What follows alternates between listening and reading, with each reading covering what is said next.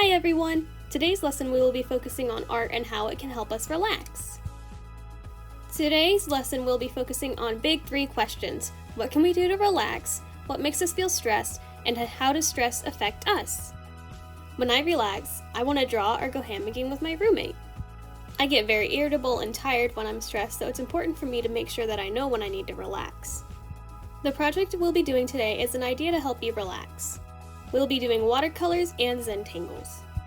Watercolors are nice because they're very easy to clean, and Zentangles are a fun way to decompress and let your creativity shine. It's also important to note that this project can be anything you want it to be. So don't feel stressed out if you don't have an idea for what kind of Zentangles you want to do, just let your mind do what it wants. There is no right or wrong way to make art, and I want to emphasize that now before anything else. Before we start the lesson, there's some very important vocabulary we need to go over. Watercolor paints, which are the paints we are using in today's project, are paints that come in tubes, pans, or pencils, and they are water activated and easy to clean because of that.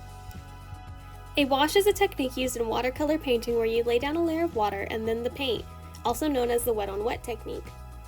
And lastly, we have Zentangles, which are a form of artistic meditation and a drawing consisting of patterns. It's about the process and not necessarily the outcome.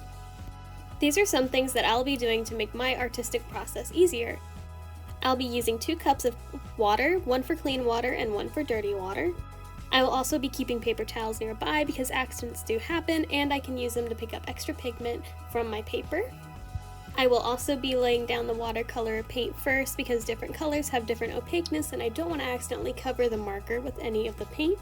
I will also be using actual watercolor paper because thicker paper is better for any wet kind of medium. Consider using at least 140-pound paper. If you want paper with more texture, then I recommend cold press, and remember that none of this is necessary for a successful project. Before I started painting, I taped my paper down to create a clean border by the time I was done with the piece, and then I laid down a layer of water onto my paper.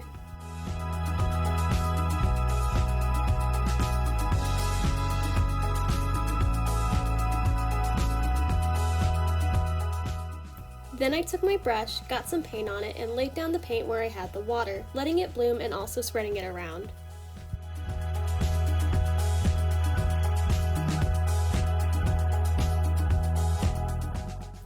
I did this a few different times with a few different colors. Anytime I wanted a new color, I would dip my brush into the container for dirty water, dry the brush on a paper towel, and then dip the brush in the container of clean water to dip into a new color.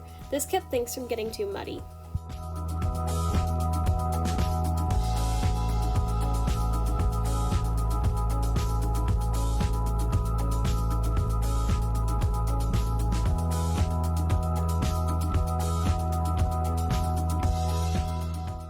I played around with the colors until I was happy with them.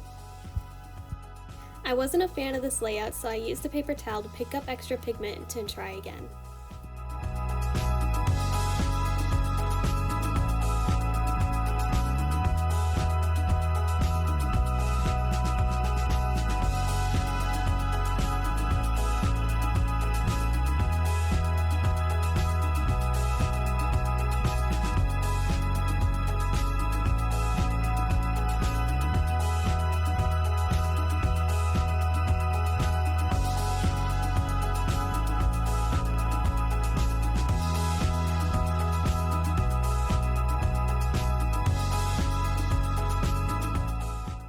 After letting your paint dry completely, go in with a waterproof marker. Sharpies are really good for this, and I also used a thin Micron, but you can get a thin Sharpie that'll work just as well.